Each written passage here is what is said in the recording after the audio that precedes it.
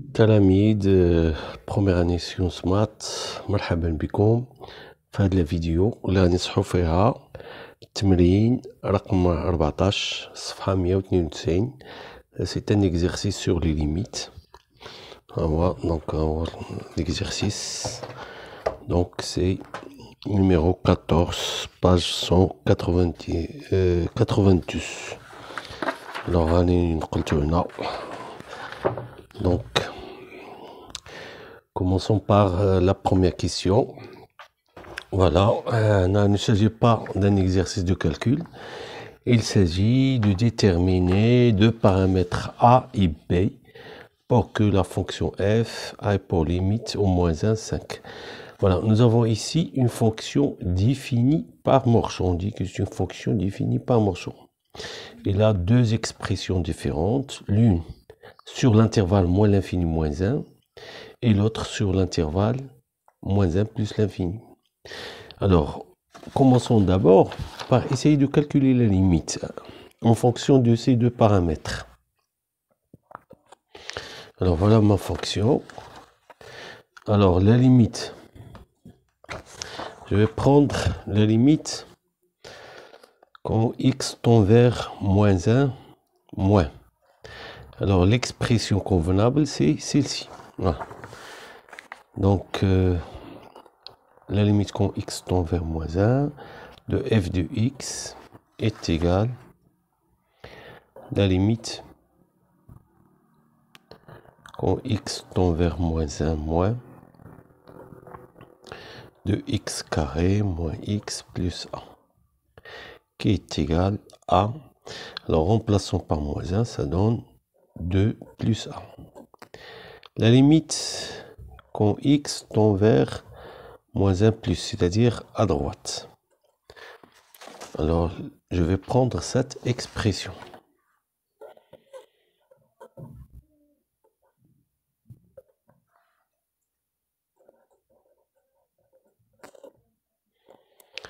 Alors, substitution, ça pose aucun problème. Si je remplace par moins 1 au dénominateur, ça donne 1, donc pas de problème. Donc, ça donne moins 2 plus b divisé par moins 1 plus 2, c'est 1. Voilà. Donc là, c'est une question très facile. Alors, la limite, maintenant je vais répondre à la question. La limite quand x tend vers moins 1, c'est 5, c'est seulement ci. La limite à gauche est égale à la limite à droite est égale à 5, tout simplement. Donc ça donne 2 plus a est égal à 5 et moins 2 plus b est égal à 5. Et voilà nos deux valeurs. A est égal à 3 et b est égal à 7. Ça, c'est pour la première question. Alors maintenant, passons à la deuxième question. Donc, j'ai ici toujours une fonction définie par Morchon. Donc, il s'agit de déterminer alpha et bêta pour que la limite en 1 de g est égale à 4. Alors, la difficulté ici, c'est la valeur absolue. Alors, d'abord, on va essayer de déterminer la limite à gauche et à droite. Et on va exprimer cette condition sous forme de la limite à gauche est égale à la limite à droite est égale à 4. Donc, je commence par la limite à droite. C'est car g de x a pour expression sur l'intervalle 1 plus l'infini, x plus alpha, x plus bêta, il n'y a pas de valeur absolue. Donc, méthode de substitution. Alors, la limite, quand x tend vers 1 plus 2g de x, c'est la limite de l'expression x alpha, x plus bêta. Alors, substitution, donc c'est 1 plus alpha 1 plus bêta. Alors maintenant, on va calculer les limites à droite. D'abord, l'expression g de x, voilà, j'ai ici g de x égale x plus alpha, x plus bêta. Alors ceci, si x est strictement inférieur à 1. Alors ce qui m'intéresse, c'est la limite quand x tend vers 1 à gauche. Alors n'oubliez pas que la limite, c'est quoi? La limite, c'est chercher la limite, les valeurs de g lorsque x est très proche de 1. C'est-à-dire, pourquoi ceci? Parce que je veux me débarrasser de cette valeur absolue. Je veux écrire ces valeurs absolues de x plus 1. Alors, déjà, comment je peux exprimer valeur absolue de x plus 1 lorsque x est très proche de 1? Alors, comme vous savez, l'expression de la valeur absolue, il y a deux cas possibles. Si ceci est positif, c'est la même expression à l'intérieur. Si elle est négative, c'est l'opposé. Alors, il s'agit d'étudier le signe de x plus 1. Il s'annule au moins 1, 0. Moins 1, voilà, il s'annule au moins 1. Là, il est positif, donc c'est la même expression. Là, elle est négative. Donc c'est moins x moins 1. Mais moi, ce qui m'intéresse, c'est lorsque je serai très proche de 1 à droite. Très proche de 1. Donc, je m'installe sur cet intervalle de moins 1 à 1. Alors, quel que soit x appartient à moins 1, 1, j'ai l'expression g de x égale à x plus alpha. Valeur absolue pardon, il n'y a plus de valeur absolue. Non, pardon, c'est g de x égale. Alors, je remplace x plus 1 puisque je suis sur cet intervalle. Voilà, je vais remplacer ceci par x plus 1, facteur de valeur absolue de x plus alpha. Alors, parce que ce qui m'intéresse, je répète l'explication, je veux calculer la limite quand x tend vers 1 moins de g de x. Alors, je dois m'intéresser à cette expression lorsque je suis très proche de 1 à gauche. C'est-à-dire très proche de 1, voilà ce qui m'intéresse. Donc, c'est cette partie-là. Et dans cette partie-là, l'expression de valeur absolue de x plus 1, c'est x plus 1. Il me reste la valeur absolue de x plus alpha. Alors, l'étude de signe de x plus alpha me donne le tableau suivant. Plus alpha, voilà, moins alpha. Là, c'est nul ici. Là, j'ai l'expression x plus alpha. Et là, j'ai l'expression moins x moins alpha. Et alors, comment remplacer ceci? Est-ce qu'on est dans cet intervalle ou bien cet intervalle? N'oubliez pas que alpha est un paramètre. Donc, il faut discuter. Alors, si 1, il est là. Voilà, c'est 1 est ici. Alors, je vais prendre cette expression. D'accord? Si 1 est là, alors je vais prendre cette expression. Donc, je suis obligé de discuter les cas suivants. Voilà. Toujours les cas, ils sont imposés, la disjonction du cas, ils sont imposés par, la disjonction du cas est imposée par le problème. Donc là, si 1 est inférieur à moins alpha, donc je suis complètement à gauche de 1, j'ai cette expression. Alors si alpha, moins alpha inférieur à 1, je vais prendre cette expression. Alors donc il s'agit maintenant de discuter les cas. Voilà, je vais discuter les cas. Premier cas. Si alpha est strictement inférieur à 1. D'accord? Alors, je vais prendre l'intervalle quel que soit x, appartient à l'intervalle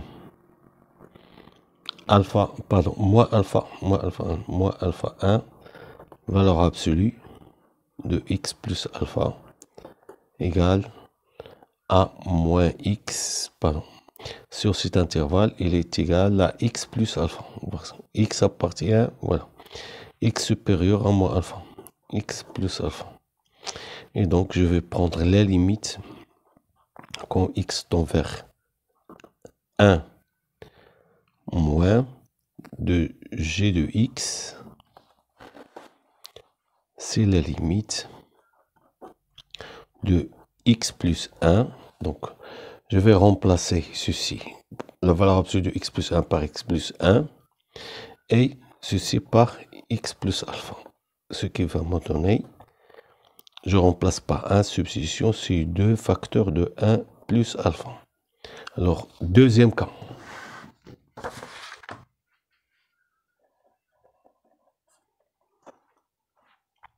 Si 1 est inférieur à moins alpha. Alors, je reviens à ce tableau. C'est inférieur. Alors, si je m'installe sur cet intervalle, alors je vais prendre cette expression. C'est-à-dire, si je veux calculer la limite quand x tend vers 1 moins de g de x, alors pour l'expression x plus 1, nous n'avons pas de problème parce que c'est très proche de 1, donc cette valeur est toujours positive. Et donc pour l'autre, puisque je suis très proche de 1 à gauche, c'est-à-dire x inférieur à moins alpha, donc c'est moins x moins alpha. Et donc remplacer, ça donne 2 facteurs de moins 1 moins alpha.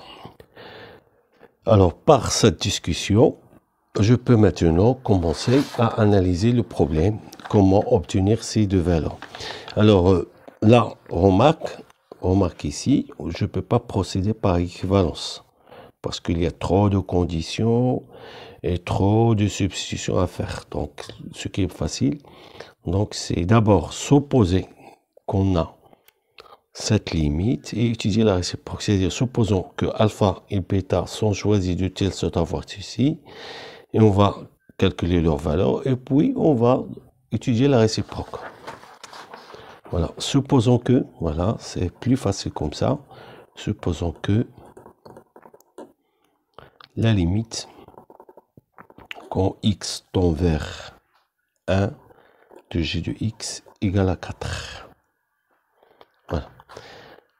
Alors, donc la limite à gauche, la limite, pardon, à droite, c'est plus facile. La première est égale à 4.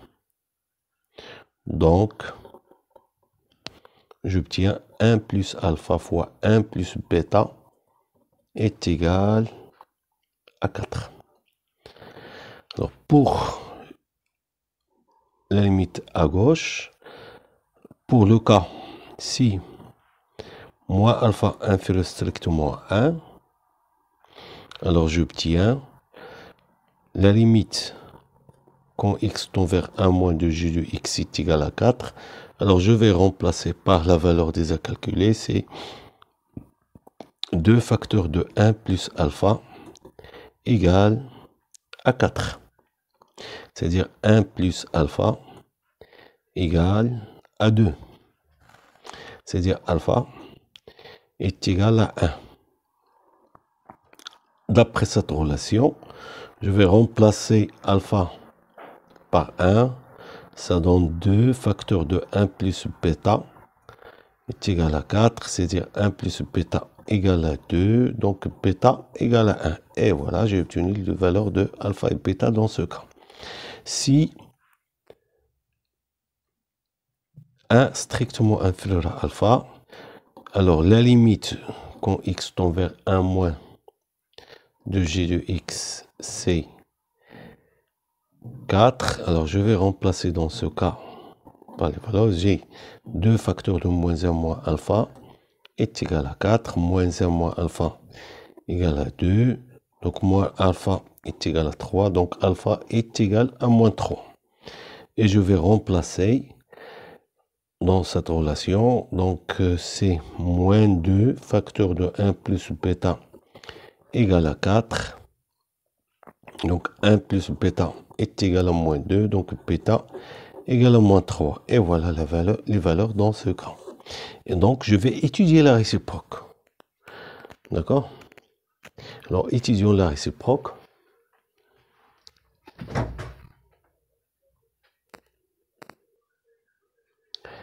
Réciproquement, alors si alpha égale à bêta est égal à 1, notre fonction g de x, elle est définie comme ça, valeur absolue de x plus 1, facteur de x plus 1, si x est inférieur à 1, qui va nous donner valeur absolue de x plus 1, le tout au carré, c'est-à-dire tout simplement c'est x plus 1 au carré, car x plus 1 est toujours positif. G de x sera égal à x plus 1, facteur de x plus 1 qui va nous donner x plus 1, le tout au carré. Ceci, c'est x est strictement supérieur à 1. C'est-à-dire la même expression. Quel que soit x appartienne à R, g de x est égal à x plus 1 au carré. Donc, je vais calculer la limite. Quand x tend vers 1 de g de x, donc substitution. Donc c'est 4. Alors l'autre cas, si alpha est égal à bêta est égal à moins 3. Alors si x est inférieur ou égal à 1, voilà, l'expression de g de x, c'est valeur absolue de x moins 3, facteur de x plus 1. Okay. Alors, là, c'est valeur absolue de x moins 3, facteur de valeur absolue de x plus 1.